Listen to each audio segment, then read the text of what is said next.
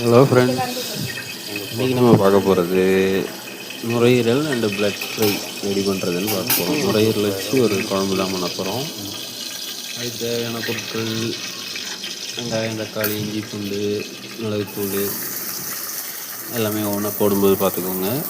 இப்போது எண்ணெய் வச்சு வெங்காயம் போட்டுக்கலாம். 2 டிஷ்ஷும் ஒரே டைமில் பார்க்க போகிறீங்க.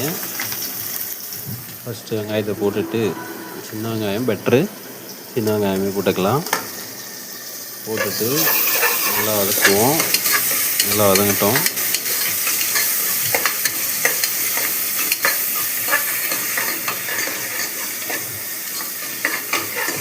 எவ்வளோக்கு அவ்வளோ நல்லா ஃப்ரை பண்ணுறீங்களோ அந்த அளவுக்கு டேஸ்ட்டாக இருக்கும்.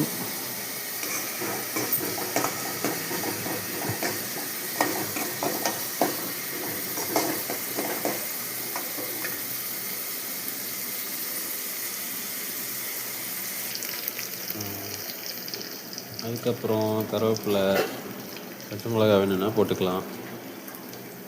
போட்டுட்டு இன்னும் நல்லா ஃப்ரை பண்ணணும்.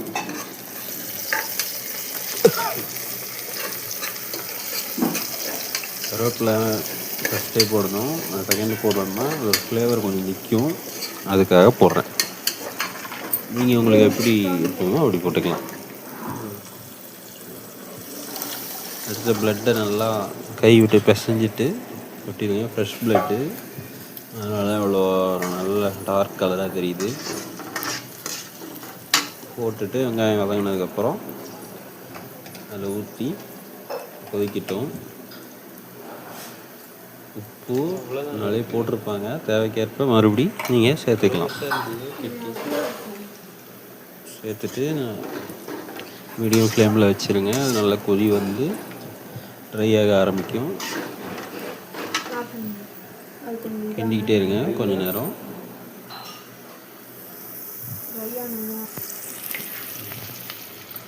அதுக்கப்புறம் இதில் வெங்காயம் போட்டு தக்காளி போட்டு நல்லா வதக்கணும். பச்சை வாசம் போகிற அளவுக்கு வதக்கிடுங்க.